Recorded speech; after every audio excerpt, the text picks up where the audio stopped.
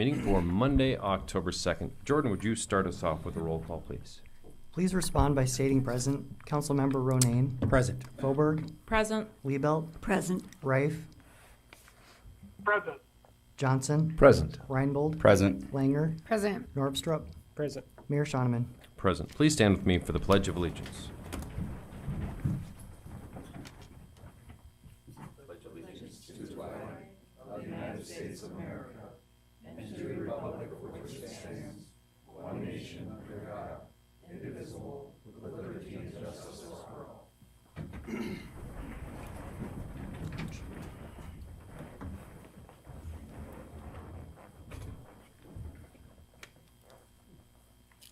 Okay, our first order of business tonight will be to approve this agenda. However, I do have one addition that I believe I've spoke to each of you about prior to this meeting, and that is to add an executive session to talk about a couple of contractual issues that the city has going on. So I'd be happy to entertain a motion with that agenda improvement. Move to approve with that amended item. Second. Got a motion from Councilman Johnson and a second from Councilman Ronayne. Anything from the council before we take our vote? All right, all in favor, please say aye. Aye. Aye. And opposed, nay. Motion carries. Next, we've got the approval of the minutes from last week's meeting, which took place on September 25th. Can I get a motion? Move to approve. Second. Got a motion from Councilman Reinbold and a second from Councilwoman Liebelt. Anything from the council as it relates to this item? All right, then all in favor, please say aye. Aye. And opposed, nay. Motion carries. Next, we've got our open forum, but since I don't think anybody is signed up to speak here, we'll move along to our consent calendar. And the one item I will begin by bringing out will be the official proclamation that we've got for Domestic Violence Awareness Month. And I'm pleased to see a number of folks from Safe Harbor, a great organization here in Aberdeen, here to request this proclamation and to share it once we're finished. So I'm going to start by reading that. Whereas domestic violence is a serious crime that affects people of all races, ages, gender identities, socioeconomic levels, religions, backgrounds, beliefs, and abilities, but has often had a disproportionate effect on communities and groups impacted by inequality. And whereas domestic violence includes physical, emotional, social, sexual, spiritual, financial, and digital abuse and can occur between family members, intimate partners, and within dating relationships. Whereas domestic violence impacts vulnerable victims, including children who often live in homes with domestic violence. And whereas multiple scientific and medical studies show that trauma, especially for children who experience what is known as adverse childhood experiences, or ACEs, increases the likelihood the individual may struggle with addiction, mental health, and other challenges later in life. And whereas domestic violence incidents are some of the most complex and dangerous incidents that law enforcement respond to in our community, putting their lives at risk every day in the belief that a coordinated community response is necessary to support survivors, hold offenders accountable, and work towards ending the cycle of violence. And whereas Domestic Violence Awareness Month provides an excellent platform to show support for the domestic violence advocates, crisis hotline staff, victim service organizations, and prosecutors who hold offenders accountable, and law enforcement officers in our community, and provides citizens of our community the opportunity to learn more about preventing domestic violence and to show support for the numerous organizations and individuals who provide critical advocacy, resources, hope, and assistance to the victims. Now, therefore, be it resolved, I, Mayor Travis Shoneman, City of Aberdeen, Brown County, South Dakota, hereby proclaim the month of October 2023 as Domestic Violence Awareness Month. And I've got this nice proclamation for you, and I'll pass it along so that you guys can grab it. But thank you all for attending here tonight. We appreciate it, and all the hard work you do for this community.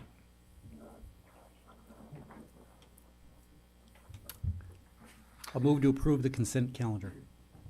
Second. Got a motion from Councilman Ronayne and a second from Councilman Reinbold to approve the that proclamation and the remainder of items listed in our consent calendar here this evening. All in favor, please say aye. Aye. Aye. And opposed, nay.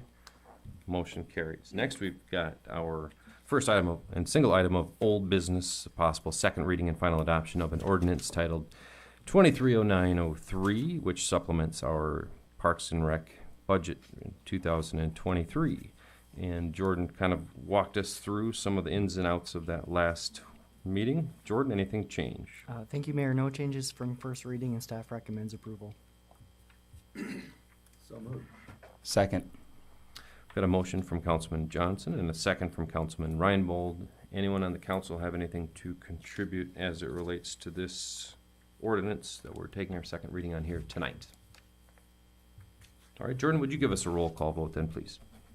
Councilmember Ronayne, Aye. Fauberg, Aye. Liebelt, Aye. Reif.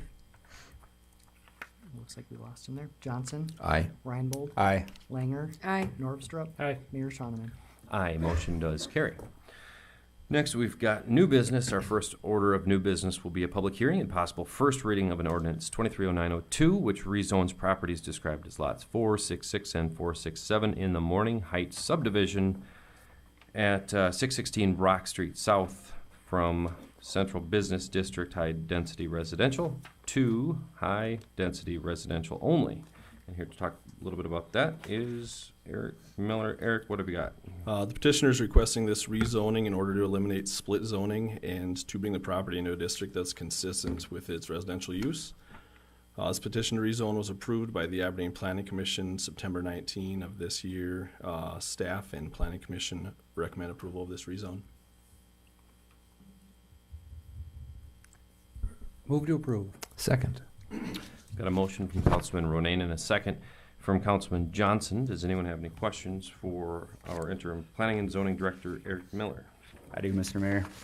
Go ahead. Justin, what have you got? Can you explain to us what the rezone is for? So this arose from a code enforcement case where there was a chicken coop being built without a permit. When they came in to get the permit, I then discovered that it was zoned, the north lot was zoned commercial and the south lot was residential, so figured it was an applicable time to clean that up and just have them rezone it into all residential. So that's the only development though, is just a chicken coop. Thank you. Yep. Mr. Mayor, Go ahead, Councilwoman. thank you for including the overview map. I appreciated that. Sure. Were they able to move ahead with their chicken coop project? Yeah, it's done. Good. Good. Oh. I tell you what, why don't you make your way to the podium there and then make sure that the little green light is on that speaker stand so that we're able to hear you. Okay. All right, would you go ahead and introduce yourself and Jerome explain? Hunstead, and I have one property to the west, and my son Jared, and he owns property to the east. And we are concerned about the water there, runoff. It sounds like it's gonna stay as is. There's no plans for a big apartment or anything like that, Correct, yeah. correct? That's was our concern, that if something big was built there, we were worried about the runoff. Right. Yep, just the chicken coop is all that's currently planned. Okay. All right. And now, nothing would have stopped the homeowner under its current zoning to build an apartment complex there. Well, they still would have had to rezone the entirety of the property into residential. Densities and lot size would probably allow for 3 or 4 units on that lot, without punching the numbers somewhere in there. But so it's feasible that in the future that could be done, but I don't think that the landlord has any intention of doing that. So at this time, it's just gonna be status quo? Yep, just single family rental. Okay, Yep. thank you. Thanks for visiting, Jerome. Glad we got that squared away for you. Does anyone, I guess I would entertain a motion on this. Got it. Well, then we don't need to do that. Is there any other further questions for Eric on the specifics of this particular rezone project? Mr. Mayor, Go ahead, Councilwoman. based on the runoff question, it is interesting that the lot just to the due south of it is one of those little residential reservoirs, right? Yeah, it appears so. I believe that's a Is municipal that what property. we call them? We bought the lot. We bought the lot probably 6, 7, 8 years ago for that purpose, because there was some runoff issues, and we were able to take care of some backyard drainage issues as well as street runoff issues. So yes, that's there for that purpose. Mr. Mayor? So when he's saying that he owns property to the west and his son owns property to the east, do they mean across the alleyway and then across the street? Yes. Okay. Go ahead, Councilwoman. So is there any sort of ordinance about or guidance, I guess, in planning and zoning about the amount of impervious surface you can put on a lot next to one of these residential reservoirs? I think that's probably a better question for Stu to answer. So there isn't a specific ordinance. Policy would dictate that when there's development proposed on a parcel of property, that if the development is of a certain size, that you would analyze the amount of runoff that came off the property before it was developed as opposed to the amount of runoff after it's developed. And then the requirement would be to impound that water, the difference between those two amounts on the property, and let it off the property at the same rate that it would have run off the property before it was developed. That's right. So Go ahead, Councilwoman. by requirement, you mean the developer, the person that's developing this lot that now has a single family home on it, would have to have its own retention system to take that differential? This would really be more for like commercial development, where you're talking about a substantial amount of hard surfaced area or a big building with a lot of roof area. Residential uses are kind of understood to fall under the stormwater drainage system that's in the streets to handle that amount of runoff. Follow-up question with that same area. I mean, the reason that we bought that lot was for a reason, because like there's basically 6 inches of differential between what's high and what's low in that area for about, I don't know, a half-mile radius around it. There's that area, if you look on old topo maps and stuff, that was a low area that kind of runs south and east. And you can see on the east side of Roosevelt, there's a slough there that is kind of the extension of that. And, you know, by nature, it's a low area, so that's where water wants to run. And it was continually a problem for the residences, Mr. Hunt's property there. And so we felt, as a city, that it would be a really good use of those pieces of property to put a place for the water to go, so it's not sitting in people's backyards and on the street. And we've done this in a number of places around town, and it's usually pretty successful when we do it. It really seems to help the surrounding properties. Thank you. All right. Jordan, would you go ahead with a roll call vote, please? Councilmember Norvstrup, Aye. Langer, Aye. Reinbold, Aye. Johnson, Aye. Reif, Liebelt, Aye. Fauberg, Aye. Ronayne, Aye. Mayor Shoneman. Aye. Motion does carry. Next, we've got a possible approval to accept a gift, and I really wish I would have looked this up prior to coming to this meeting. I just skimmed through this. Chief Weig, you're going to have to help me pronounce this word. Anatomage. Anatomage. That's what I was going to say, actually.